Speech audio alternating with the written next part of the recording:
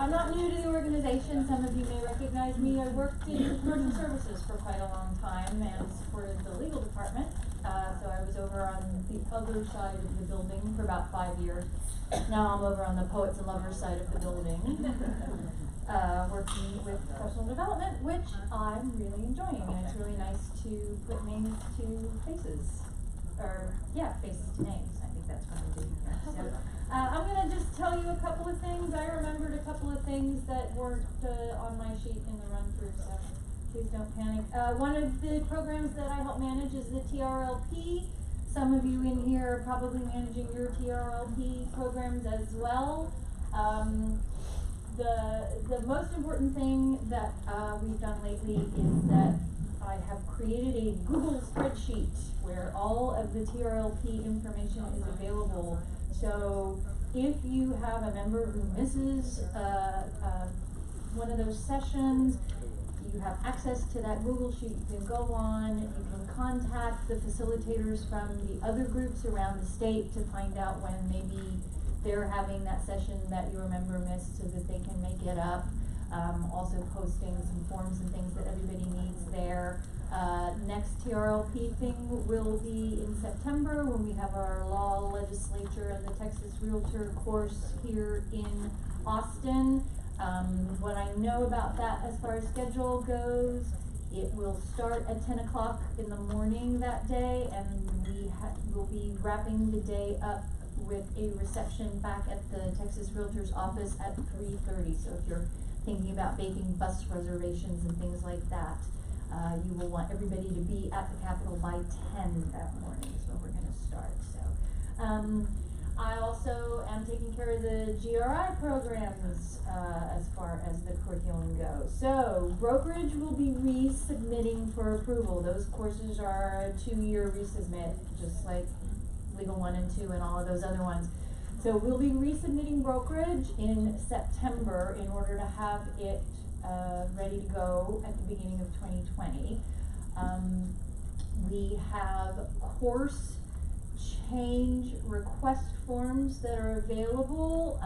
We usually just make those available to the instructors, but if you have thoughts about the GRE brokerage course that you would like to share with me, probably do, let me know and I can get one of those forms to you. They're in the Instructor Resource Center on the website, which some of you might not have access to. But if you just shoot me an email or give me a call, I can give you one of those. It's easy.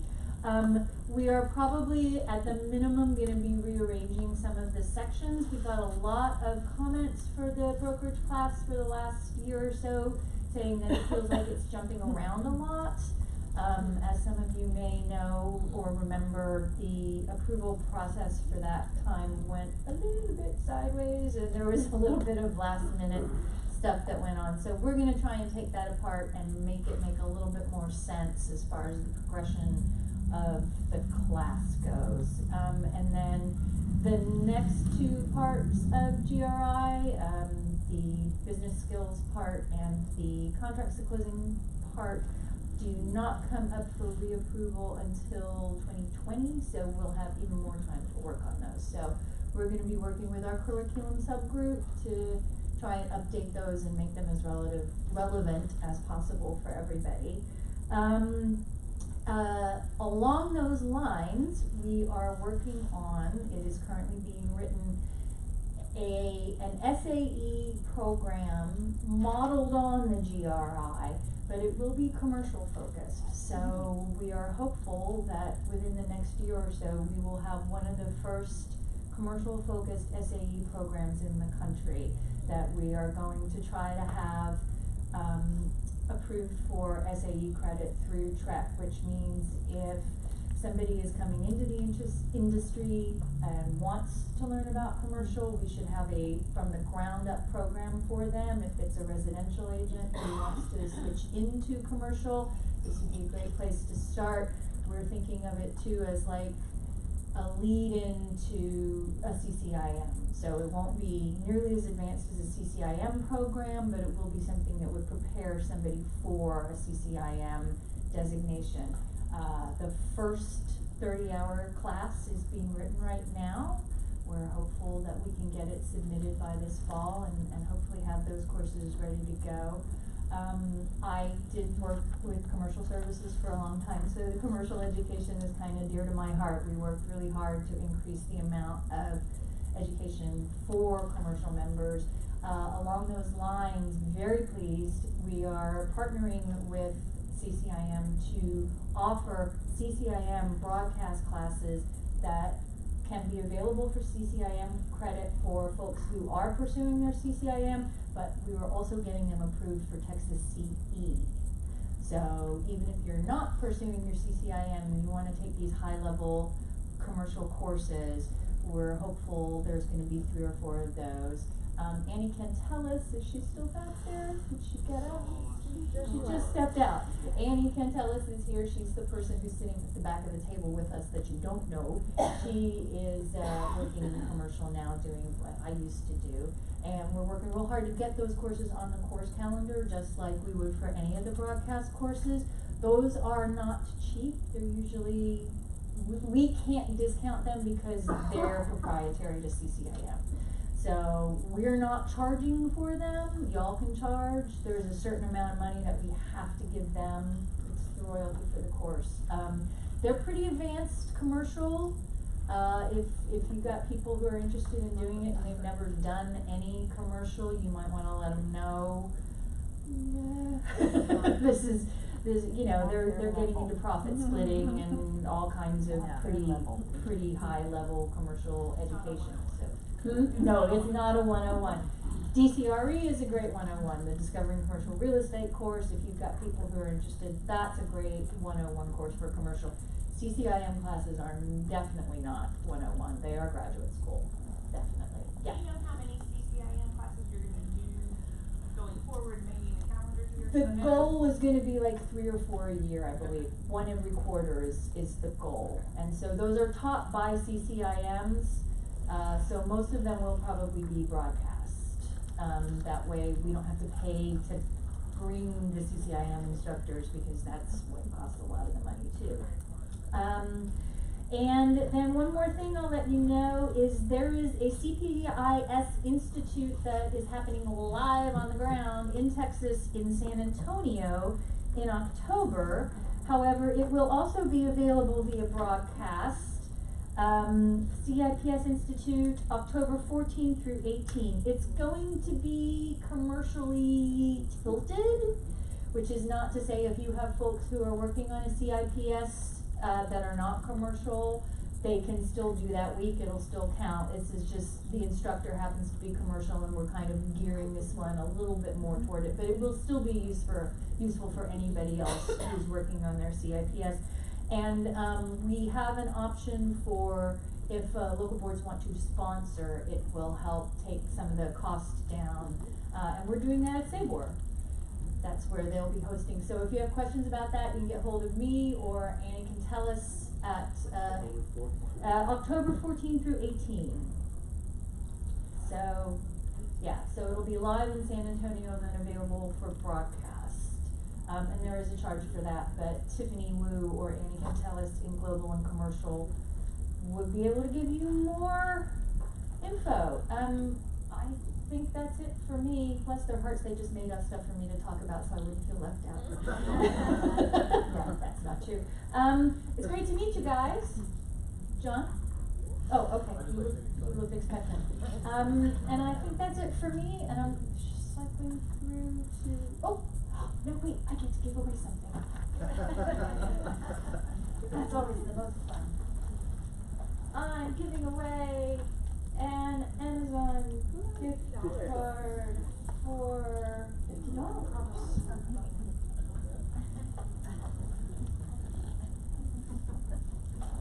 Gregory,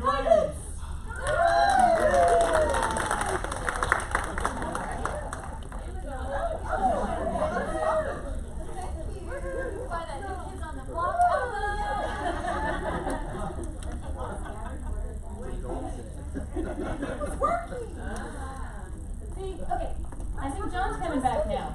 Yay! Yay!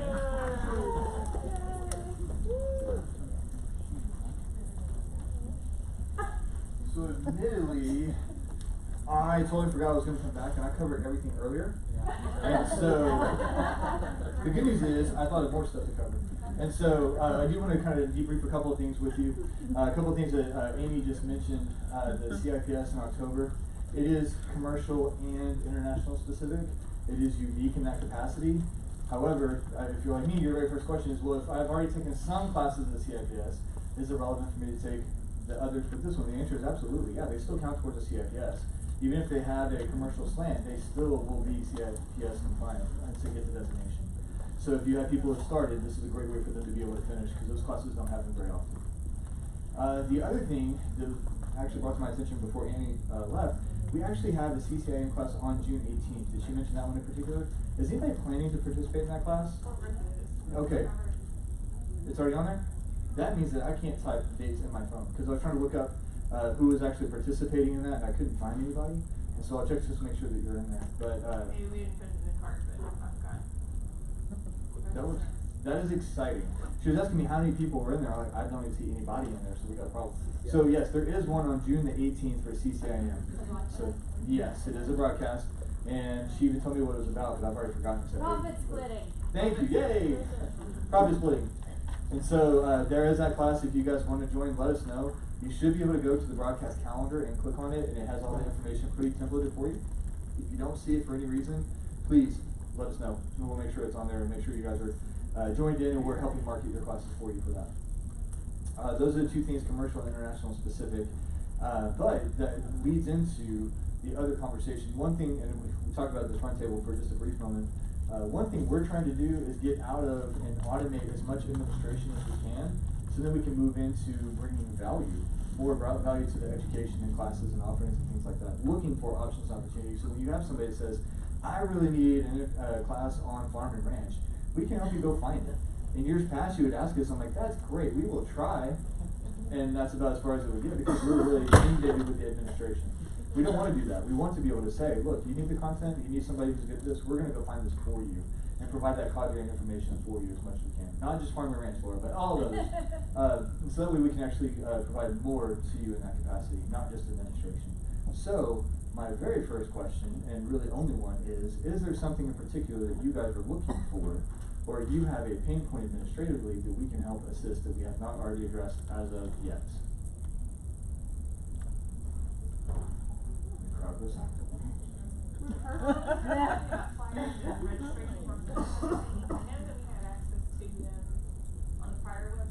Do they exist on the new one and I just don't know what to click through, or? So no, because we took them down, and Chandra will talk about how we're putting them back up. Part of it was because we had information on there that we found out was kind of illegal, and so we figured it might be a good idea to take that off. So I don't know if you guys know this or not, but you can't disseminate credit card information via email or anything like that. So we have it on a registration form, we did email it to you. That's a liability that we didn't want to put you guys in, and so we took that off. And we can include options and opportunities for you to customize it, to include a link or call us to make payment or pay online or whatever you want to say. But we took off the credit card processing, and yes, we do have the forms, and yes, they are or / will be on our website very, very soon, as in like the end of this week. But Shannon will talk more about all those details and logistics, but yes, we still have them. We just hopefully made them less illegal. I've gotten talented on going back to old emails where I had old registration forms. I just didn't know if they were similar. We try to refresh them too. You know, more compliant, less illegal, it's more compliant. Yeah, so more compliant, and also to give them a refresh too, because I haven't been touched since like 1982, and so our goal is to give you something new as well. And so we do have some new forms that she will talk to you about and how they work and where they are and how you can use them or best use them in your area. Good question. Any other questions? So the contact of instructors, I know in the past I've had problems with that, where I go to contact an instructor through the website and it doesn't, there's an error or it doesn't allow. You mean like when you click the email, or? Yeah, when I send an email through someone that, let's just say I'm looking for a course and I find an instructor that teaches it and I want to email that person. So I go through and I try to click onto them to send them an email. Sometimes that form does not work, and I think in the past I've always shot you an email, but nowadays I just try to look them up and go through that way. Do you know, is that being tested to make sure that all the instructors are? There was a short snippet of time where our email, whatever it's called on our website, where it says click to email, it didn't matter who it was or what it was about, it didn't work for about 3 weeks. And if you've done it recently, it should work just fine. But there was about a 3-week window where we didn't know it, so I think you brought it to our attention, and an instructor brought it to our attention because he said that they missed out on an opportunity to teach because they couldn't get a hold of them. I think they could have called you, but either way, they have, they should be working just fine now. It was something smaller when we moved to the new website, it just didn't get transferred over, but it's been working, to my knowledge, it's been working for a while. And if it isn't, you can let me know. And we're also going to be more proactive in communicating with our instructors because they, just like all of us, do something and we say, hey, this is our contact information. And let's say they move, or they change email addresses or phone numbers. They don't remember to tell us. And so we're going to make sure that we're getting in contact with them saying, hey, we want to make sure that we're promoting the correct information about you. And so please tell us what your information is that you want us to use, whatever email or phone number that is. And so we will make sure it's accurate on top of the fact that it's available. Anything else? Yeah, Margaret. On the cart, okay, so we're using the Google Calendar to put our classes on. Now, when you click on that class, I was wondering if there was a way that we can go ahead and automatically sign up for that class with you all rather than putting it on the schedule and then having to go into the TR website and then adding it to the cart and all that. I mean, is that possible or is it not work? So I'm hoping we get to a point where when you see something, you just kind of blink twice and it will just magically all work. Yeah, so yeah. That's the where goal. I'm at. So I have already talked to our IT department to not have all these different places, right? Right. So like you were talking about, there's a Google Calendar over here, and there's a broadcast template over here, and you click on this to find out for me that you actually sign up, you put it over here. Right. There's a lot of moving pieces and a lot of pages that are open that can be very confusing unless you have 7 monitors. And so, yeah, the goal is, as time progresses, the calendar, there won't be a calendar anymore. Okay. It could be a printout of a list view that you can look at, if you just want to see what it is, and you can see them on the list format. But then on the way it's currently operating, they're in date and time order. Right. When you click on it, it could actually say more info in that. When you click on the more info, that's everything that you would see if it was on the Google Calendar. Just the Google Calendar doesn't exist anymore. Okay. It'll all be in the template. So when you see 1 to 4 contracts, blah, blah, blah, it'll actually say all the details when you click on more info, so you can see all what that would have been that would have been on the Google Calendar. So you'd actually have to click on the class to see it. Now, this is pie in the sky. It's not going to exist anytime in the real near future, and I'm sorry in advance. But our IT department is aware of that, and we're trying to work toward it. So, because like you said, all of it needs to be in one place. That way we don't have to keep looking at 18 different places. It's kind of annoying. I totally agree. The Google Calendar is always a means to an end, and our end is to get it all in one place. Right. Gina? I happen to like looking at those classes on the calendar, because it just shows, I can look at that calendar and say, oh, I can't do that class that day because I have this. I do too. I love the Google But I Calendar. don't like going to cart and it's just one big old long list, because then I have to sit there and think, What class was this? what class was that Yeah, one? I have to go back to the exactly. calendar. That's what I'm talking And about. then, Yeah. and then you have to go and did I already click on that class? Right. Then I do that. Some way for it to show you, like if you hovered over it, it would kind of show you on the calendar, and also let you know you've already registered for this class, so don't re-register or re-add it to your account. That's your part. Does that make sense? It does. Yeah, I mean, I think we could do that, yeah. That's a good point. Now, I will say this. I won't limit you from adding a second class. And the reason why is because you can actually, as a host, have it at 2 different places. And that's okay. And there's some places who do have physical locations, multiple thereof. And so because of that, we have to allow that option. And on top of that, let's say you do have another option or opportunity, you want to put it in 2 different places. I know of a lot of boards who have borrowed other places to, be more geographically central to their local association. So generally speaking, we're not going to limit you from adding another class, but we will give you the ability to delete it. And so that way, because we're going back to the editability, right, with cards. So if you do happen to add 2, oops, you just go click on one and delete it. But as opposed to creating a list that is in date and time order, we might be able to put it into a calendar, so you can just click on the date and time. Like, I know I have next Wednesday available, so you go look and see what's available, you click on it, you add it. We could definitely look into that for sure. Yeah, that's a good point. Thank you. What else? So So let me ask you this, because you guys hear the members all the time, and we don't unless it's really, really, really bad. When you're thinking of things like the GRI content, is there anything in particular that somebody says, man, that is terrible, or this is something that I really wish they would cover this? Is there anything in particular that people say regarding the content of GRI, THS, TRLS, TRPM, anything else? Well, GRI brokerage we had, they didn't, a lot of them were like newbies and weren't interested in the brokerage side of it, so they were like, well, I didn't like this class, it wasn't really relevant to me, cause I don't wanna get my brokerage, but that's all I heard. And mine was on the other end, where they were, well, I only had one, so Jenny, we had one class. All right. My first year, but she's been a realtor for a long time, so a lot of it was just a lot of basic stuff for her. But she didn't really complain, she just, it was kind of a good refresher. Her main complaint was that a lot of the times the instructor, would call on a class, and that class was not paying attention at all. And they're sitting there going, hello, and nobody's in the class, they're just talking away. So that was just her complaint, was, is there a way to make sure that they're actually doing what they're supposed to? Yeah. I don't know, cause it's not my association that was doing that, so, cause I only had one person and she was doing mine, but it was another one that had a lot of people in it, and they were just talking amongst themselves, not paying any attention. Well, with any broadcast that we have, if we're remote, we require there be a monitor in the room the whole time. And they're not there, they're there for classroom management and to treat it just like a class. I mean, sometimes I know maybe that's not a possibility, but I would just say you can't do broadcast if that's not an option, because otherwise that's what you get. Yeah.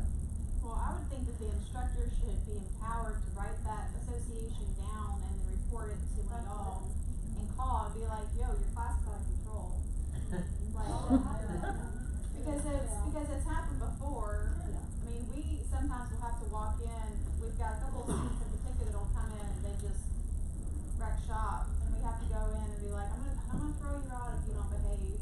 Yeah. Before they leave and make calls and just up and down and Yeah. stay out 15, 20 minutes, they're like, Back in the classroom. no. Maybe I'll get to you in a second.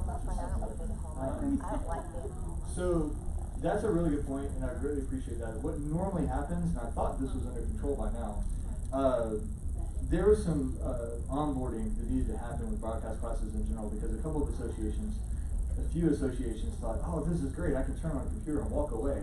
Oh no, you can't. And so leave them to their own demise, and they're gonna cause a ruckus, and that's not okay. And so you as an association, these associations as well, all of them, everybody is required by the Real Estate Commission and a live classroom experience to make sure that the class is monitored well. Now, we don't necessarily tell you, you have to be in the room every single minute of every single hour of every single day. I don't want to do that. Right. But so I wouldn't expect you to either, but you can manage the class without having to babysit. And you can go in, make sure everything's okay. You can also, as you had mentioned, Amy, call people out. If they're, causing a ruckus and being disruptive, and they're creating a negative experience for the other members who are trying to take the class, then that's a problem. So yes, that is generally what has happened. This is the first time of late that I've heard. There might be one extenuating circumstance that might have allowed that to happen more. That some people are better at broadcast instructing than others. And so I think part of it could have been that shouldn't be the case going forward. This instructor, she was on it. It started at this time, and she said that she was gonna take a break at this time, and then she was. So the one thing I'm also trying to tell instructors, and this is also true for you guys, I mean, obviously we're assuming and trusting that you are managing your classes. If you see or your members see and they say something, please tell me. The instructor is also to tell me as well. So that we can reach out to them and say, hey, look, we're seeing this, we're experiencing this, we want to make sure that everybody's having a great experience. And your group is being disruptive by not being participatory, and that's a problem, and we need to fix that. What can we do to help? We need to get better. And so, please, if you or somebody else sees it at any capacity, you're welcome to say, to let me know. Eric, you have something? Yeah, just a quick reminder, that link that John sends for the classes, that you walk into your classroom and actually bring it up on your computer. You can use that same link on your computer in your own office and you can watch that class at the same time. Wow, I didn't know that. Yeah. Wow, okay. So, Yeah, just sit in my computer and watch my students all just remember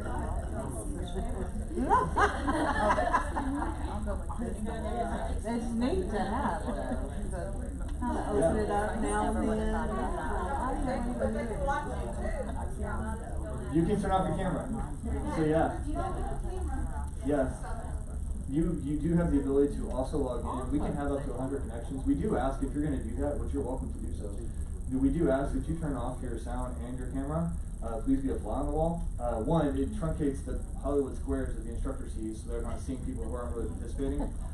Two, it's amazing when the most inopportune time that your microphone decides to unmute itself. And so it's always a pretty good idea not to have that on as well. You can actually just Eric, I don't think he liked that you suggested that. No. I'm just saying from personal experience, you might want to make sure that microphone doesn't accidentally turn on. I'm just saying. They talked about it last year. I mean, in one of our small group breakout sessions and watching remotely. Because if you've got your room in 2 different floors like we do, Yeah. I mean, it's a physical trip up and down. There's shame somebody for talking. Right. Yeah, I mean, you want to make it a valiant effort. If you're going to go, you're going to have a reason to go, right? And so don't make me come down there. But they, So, yeah, there's actually a little button. It's called, you guys should, in theory, when you're looking at a broadcast class, see something that's called a speaker view, which means you're seeing whoever's talking as a picture-in-picture on the presentation if they have it. If they don't have the presentation, you just see whoever's talking, right? There's a button in the top right-hand corner that says Gallery View. If you click on that, you see everybody.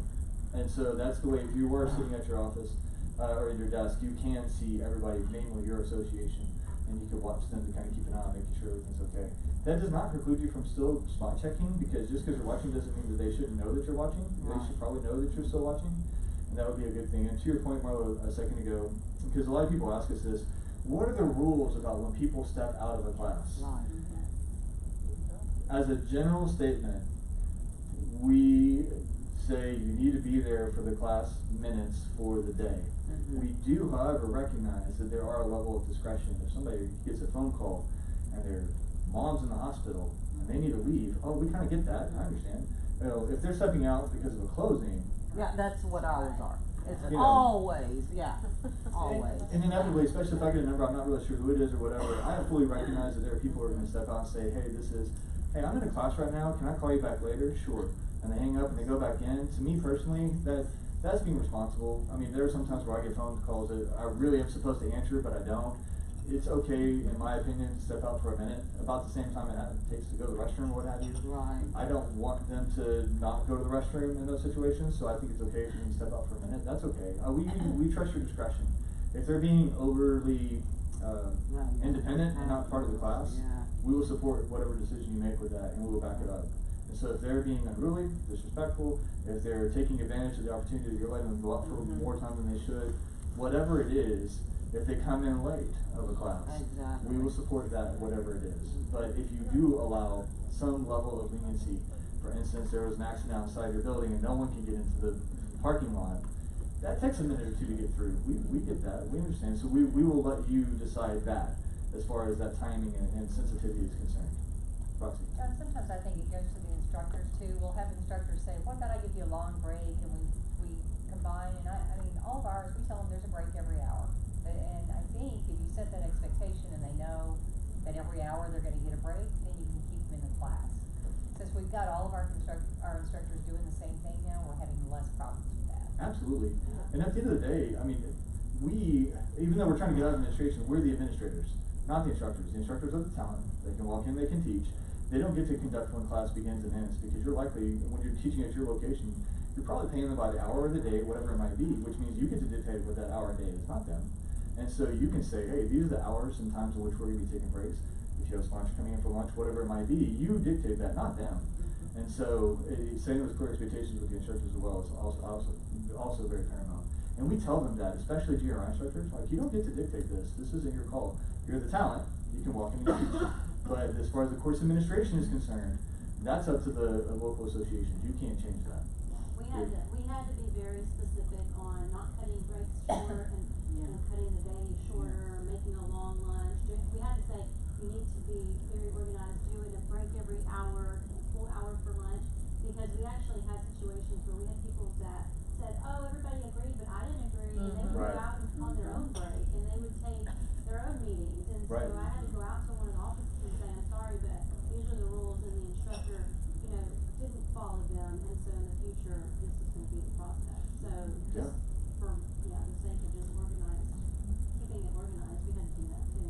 otherwise it gets incredibly chaotic. It's just easier to be very clear. You advertise the course as this, and that's the way it's going to be. So, yeah, that's fine. Definitely. I just have, listening to these guys, maybe some input on, we were having this discussion earlier, if I have an instructor on the last day of GRI for testing, that maybe won't even start testing until close to 5, but we advertise it, you're gonna be done by 5, you know, and plus we wanna get out of there at 5, but how do you handle that, you know, with the instructors, just tell them they need to make sure. We're only paying you give till them- 5. Huh? We're only paying you until 5. Yeah. Well, yeah, she gets to leave at 5, but the test isn't starting until 5. Oh, make them stay. So then we're stuck. Yeah. I make them stay and Yeah. talk to the exam. Yeah, our instructors talk to the exam. We don't let them off the hook. Oh, okay.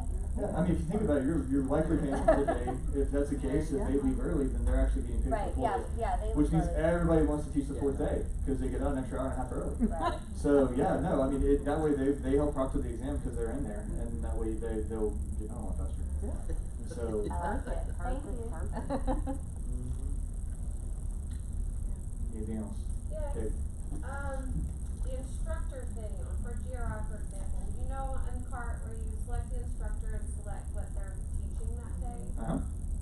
Well, for the GRI, the last one we took, this was the only time it happened, but the instructor was teaching, starting from the middle of the book, because that's what he was teaching that day, and another board had an issue of them not starting from page 1.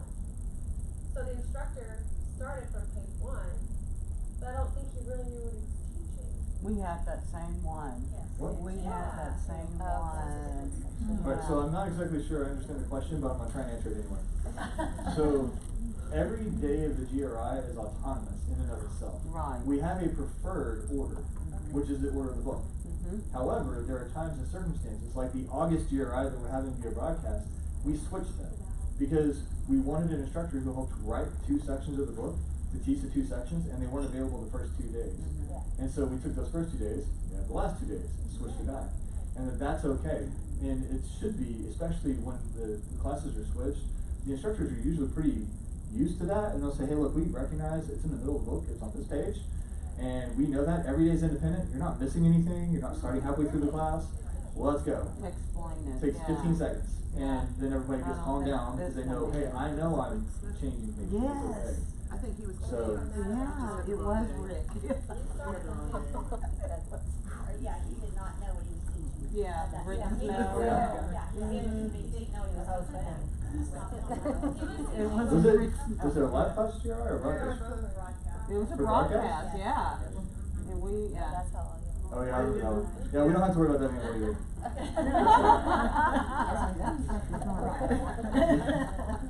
We had an interesting round this year, we won't have that anymore.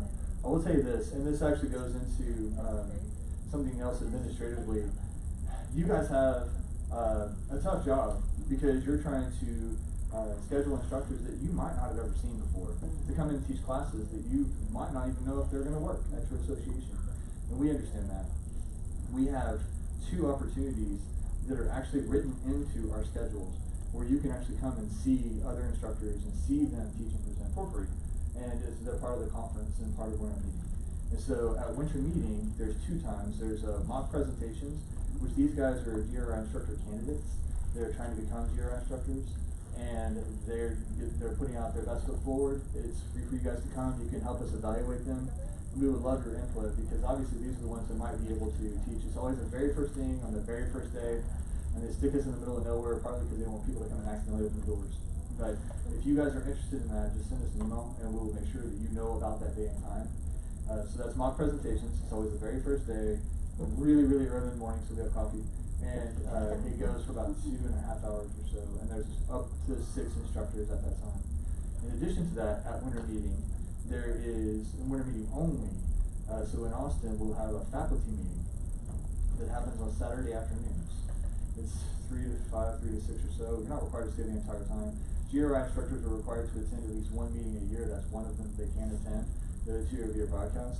So they're there for information. We disseminate information to them. But before that, we start with a speaker showcase. We started that about a year or 2 ago. Part of the reason why is because we have instructor candidates who get to mock present, and you guys can come and watch. And so we thought, you know what, it might be good to have existing GRI instructors have that opportunity as well. And so it's voluntary, they can choose to do it or not. But we usually have 3. This year we had 1, but because 2 of them had dozen family, ironically, at the same time. And so we usually have at least 3 that we're able to see. So that's an option as well. So if you want to come see some instructors, that's a possibility. In addition to that, we're trying to build out our instructor cadre, not only qualified instructors, but give you more information. Because their name and number is great to get in contact with them, but that doesn't mean they're any good. Or that doesn't mean they're going to be a good fit for your association. You know, some people really like comedy, some really don't. And so we're trying to find a way for you guys to maybe see videos of them and who they are, what they're about, some things that they teach. Maybe even a speaker showcase that has been recorded before, so that way you guys can make informed decisions before you try to reach out to them in the first place. Even for the broadcast, I think bios that are canned, or maybe even on the YouTube, most instructors have videos of themselves, just so that the students know who they are before they're on the screen. What I'm hoping to do, and I might be fibbing just a bit, but I'm going to hopefully reach out to the instructors and say, look, association staff across Texas would love to help promote your classes by promoting you. Could you please give us a 30-second canned speech about this coming class? That way we can use it to say this, because my assumption is, and I could be wrong, I would love your input on this. My assumption is members attend classes because more times than not, they know the instructor or they have a friend going. Upon occasion, it's because of the relevant content. Usually that is a part of it for sure, but these other 2 things, one or two of them also have to be in play. And so in my assumption is that if it's a newer instructor, that it's going to be hard for them to get going once people get to know them. The way they can get to know them is to see a video of about 10-15 seconds of, hey, this is what the class is about as part of marketing. Yeah. It's awesome. Mm-hmm. You just add it. Yeah. And I had to have students see her to be able to do that where it's bound, where we can go promote their Yeah, absolutely. Mike? They have to renew their instructor for GRI every 2 years? Is that correct? Every year. Every year? Yes. So how about in order for them to renew, after their first year, they should have some experience, they're required to submit a 30-second video that is a commercial for the class that we can all use. That is a great idea. I have to make sure the committee tells them to do that. The entire GRI approval process is governed by the committee. And so I need to make sure that they know they can incorporate that into it. But yeah, I mean, I think it's a great idea. And you would think that they would want to do this. It is amazing how many instructors don't realize the correlation between being an instructor versus being an agent. You have to get your name out there. You have to let people know who you are. You have to work with people. You have to market yourself. It's amazing. How many of them think that, oh wow, all these educational opportunities are going to come to me because I'm now an instructor. That is awesome. That doesn't work. So yeah, I mean, I think it'd be great, and we can definitely recommend that to the committee this September, and we can put it in the application or renewal of the agreement whether we have it starting in the fall. That's a great idea. Amy. I'm curious on the instructors who do broadcasts out of their houses. Do y'all have some kind of guidelines or something that tells them what they should be doing or the space that they're going to do it in? Because I've had a few students complain about people doing it out of houses and it's either distracting or the sound's not great or there's other things, that it's not as good as if they're in the Texas Realtor Studio or at their association. When it's a GRI class, we test their equipment, we test their video, we test their audio to make sure that it's all working and amenable, because we found that amazingly people don't have blinds open behind you because no one can see. And so we walk through basic understanding, and we look at what they're looking at, we see what they're doing, we make sure that everything is okay, especially with GRI classes. We do also recommend that with other classes as well. We talk to them and want to let them know the option. We're like, look, it's going to hurt your ability to teach classes if you don't, at least work with us to make sure that it's working well. If there's anything that's a consistent audio or video option or an issue of any kind with any class or instructor, please let us know, because it's my understanding that everybody is pretty okay. And I can't think of anybody off the top of my head that has a terrible experience that we'll be teaching anytime in the near future.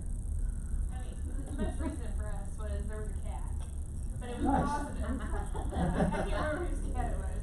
I mean, it's just somebody had a cat. You heard cat If only that was intentional, that'd be awesome. One of them had a dog. What? So I just have a question about evals. Uh-huh. There's a couple of instructors, one in particular, that, like, I don't even do those broadcasts anymore because every person that's taken a class from that instructor has had complaints. And I've told them, make sure you put it on the evals because those are read. Sure. Is that, you guys really utilize that? Absolutely. As far as deciding? So, the evaluations, we only take action when it's a GRI class. The GRI policies indicate that you have to make a 4.0 or higher to be able to continue teaching that topic of the GRI. If it gets below a 4.0, we talk to you and we either stop that topic or we help you find a way to do that topic better. Anything else, we recommend, we encourage, we don't require. So if you're talking like legal 1, legal 2, there's 1,000 of them that are out there. And so what we recommend is if your association is not a fan of that person, don't schedule that class. That's what I think. Yeah. Because I mean, legal 1, legal 2 is, I mean, they're literally like every 3 to 5 business days there's a legal 1, legal 2. And so if that's the case, then I just wouldn't schedule that class. Huh? I don't do it anymore. I don't schedule that instructor anymore. Yeah. Yeah, I'm the same way. So, it's not important. It's not important. We'll get with you. The ones that, in my association, they don't like instructors and engage them. Yeah. Ask them questions. And it's better, and it makes, helps them keep, their attention.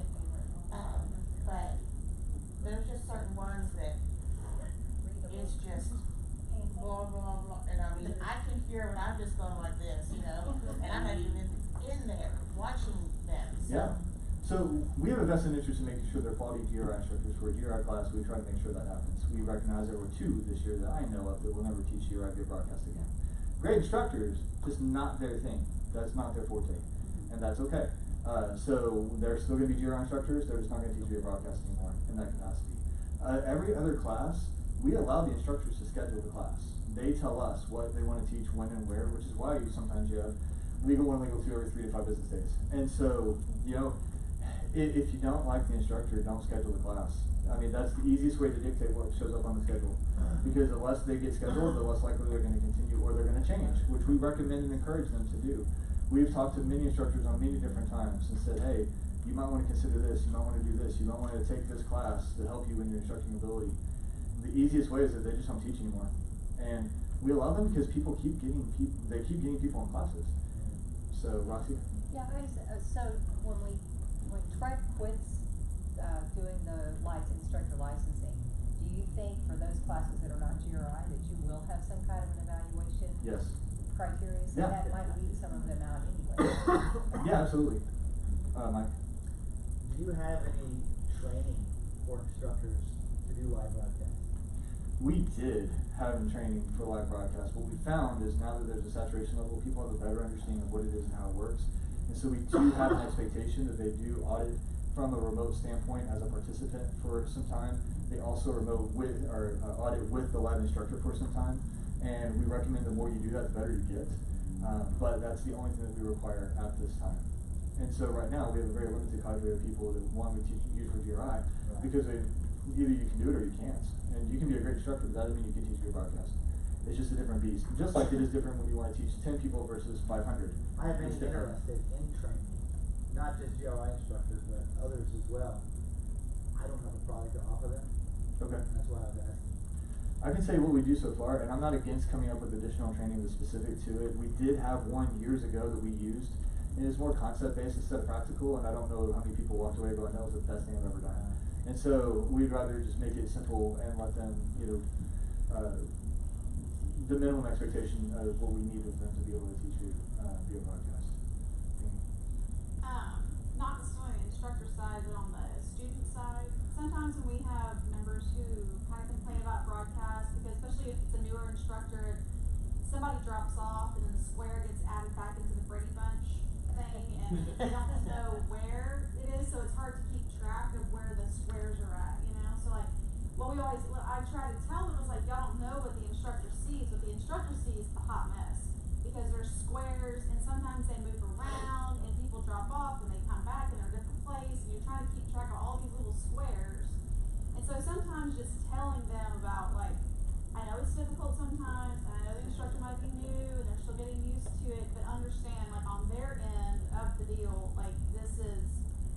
difficult because it's not a standard environment. And it was particularly interesting when y'all had live students in with broadcast squares. That was, I'm glad y'all don't do that That's anymore a because pain. that was terrible. Yeah. But like, just explaining to the students, okay, this is actually what their experience is, so that it's not just like, they feel like they're getting a service by the structure, but it's a difficult thing to teach in that environment. So, yeah, you're right. And the one thing we're trying to do is not make excuses, especially since we've been doing it for about 2 or 3 years now. Like, no, they need to get their act together, and we need to get our act together. And so, one thing that we have started doing is making sure that when instructors go through this process, we do the auditing, we do the second auditing. There are even people who said, oh, I understand this, I use Zoom all the time. I'm like, that's great. You can only teach 1 hour. And then, once you do that, and you come back and you say, wow, that was a hot mess, you can adjust. And so, it's a lot easier to navigate 1 hour as opposed to 8. And so we do scale them back to where they can only do 1 or 2 small classes, get used to that, and then build. Because it takes an onboarding process. No matter how much we try to tell people what it's like, they don't get it until they go through it at least one time. Because it's just different. It's a different way of teaching. Just like when you're teaching to 500 people versus 10, same content, very different delivery. And so we're trying to help them through that process. And anything we can do, this feedback is great. So thank you for that, because we can take it and run with it and help other people as well. Eric, you said something? No, Moji, which one? Oh, Moji, okay. I think he's doing it on purpose. Hey, you already hit record, Moji, we're done. So, what's up? Okay, so how often is, when you go to look at an instructor, how often is the information about the number of classes taught versus your scores updated? Every time we do an evaluation, that automatically upticks and changes the average. So every time we process one of their evaluations is how frequently it gets changed. So there's nothing, Eric, how far back are we on regular classes? Like a month or 2 maybe? Which is why we're trying to push these online evaluations. Because for regular classes, we are behind about 2 months as far as evaluations are concerned. Broadcast, we're not. We're right on top of it. Broadcast and GRI are 2 that we do immediately. Because they're too convoluted and confusing if we wait, so we just do it right then.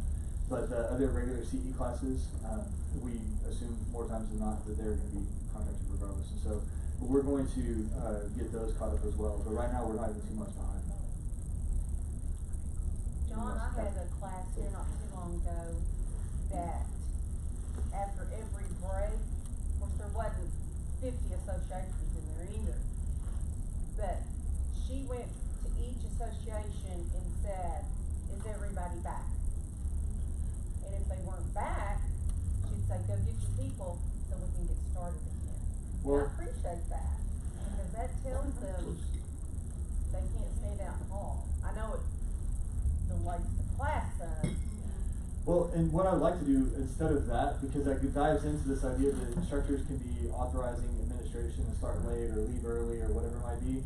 And so what I'd rather do is make sure and clearly articulate to you guys, hey, we're starting at this time, make sure your people are back. And so that way you guys can know, oh, we're ending or beginning back at 1 o'clock, 1:05, whatever it might be. And you can help administer the courses, because in all reality, the instructor should be teaching, not doing the administration. And so, yeah, no, hold on 1 second. Hey, Gregory, it's almost 1:45. Can you go to the thing? So we're dividing our time. We have the new AE seminar. Do you have a way to get there?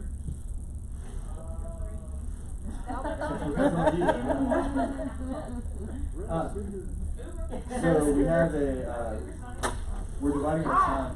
Hey, What time did it start? 1:45. Oh, at 1:45? Yeah. So can you go real quick? Yes. Are you able to make it yourself, or do you need assistance? No, I'll make it. Okay. All right. Thanks. So, of course, we're dividing our time over the next couple of days, and right now we have this, but we also have the new AE seminar where we need to go in and say, hi, we're about education, and next year you can come to this thing. And so that's what Gregory's going to do right now. And of course, I've been receiving text messages from Kinski. I'm like, I can't make it. I'm so sorry. So Moji. Do you have, okay, so in the education resource, do we have a form, like a fill-in form after we have an instructor and we see that there is problems, instead of just consistently emailing you? Do we have a form kind of like the members do, where we can put, this was the date, this was the instructor, this was the class, and this was our feedback? on that instructor, so at least you can kind of know, because if I'm having the same instructor as this person over here and this person over there and this person, then that might be something that you collectively would have information on versus, you know, just waiting for us to reach out to you, because I know sometimes I reach out to you, but sometimes, you know, if it's busy or, you know, it might be a few days later that I'm thinking about this situation and they've already gone on to teach at another association and they're having the same problems that I had. So there's not an official forum because it's really simple. In my mind, at least, it's divided. You have the content and instruction. The local the members should be evaluating that. Administration, you guys tell us, hey, this guy has a real problem. This girl has a real problem with class times in general, or is doing things administratively that they have no business doing. Because admittedly, that's the only thing I can call them out on, unless it is course content where the members are rating them poorly. So unless they're not following the faculty policies, which means that they are compliant with what the expectations that you have provided to them, you telling me anything isn't really helpful, only because I can't do anything about it unless they get poor ratings. But generally speaking, if you're having trouble with them, it's amazing how it usually aligns with the poor ratings as well. Generally speaking, that's true, with rare exceptions if not.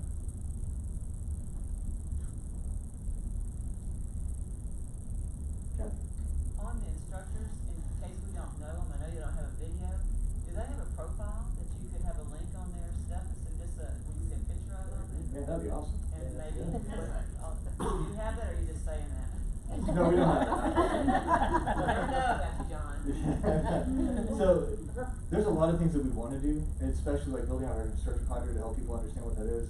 And unfortunately, we haven't been able to get to it yet, but that's been something on our mind for at least 2 years. And so, yeah, it's a great idea. And yes, we want to be able to get you that information and know that that's our goal. We haven't forgotten about it. It's still on a to-do list that we're hopefully getting to a to-done list sooner than later. But it is on our radar, and we would love to be able to get that out there to you guys.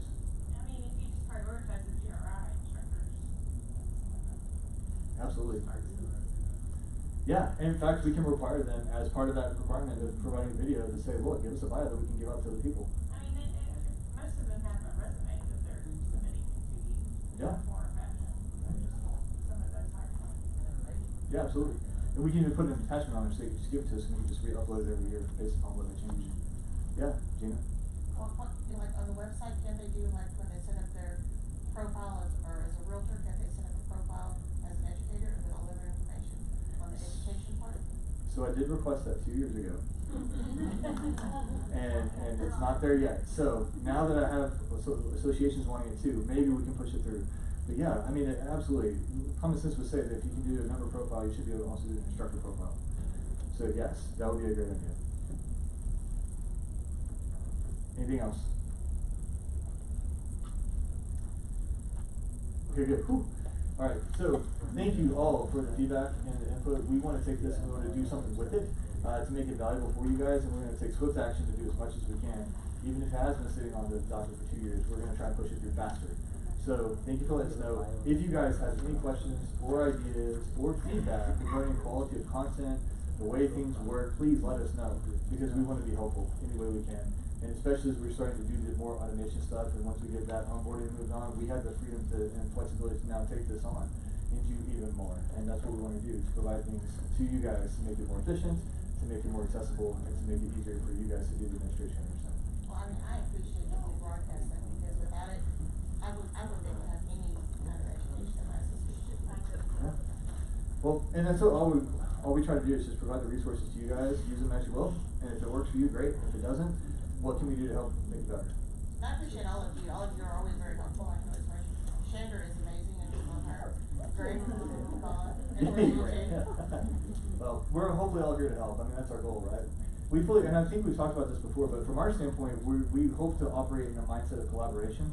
I don't know if this is true across the United States, but I know in Texas, we pride ourselves that we work with you guys, to partner with you to help you guys succeed, because if you're succeeding in education, that means our members are succeeding in education, and we're all in this together. So, however you want to use this, you're welcome to, and to whatever extent, if it's helpful, great, that's our goal. So we're thankful for the collaboration we have with you guys, and the fact that you guys took time every day today to come and talk with us about this stuff, so we can all be better in the long run. So, thank you.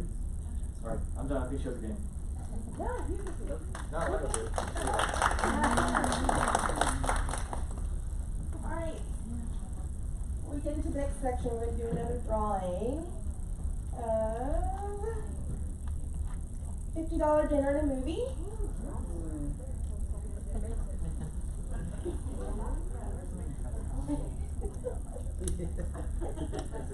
Katie Barrow.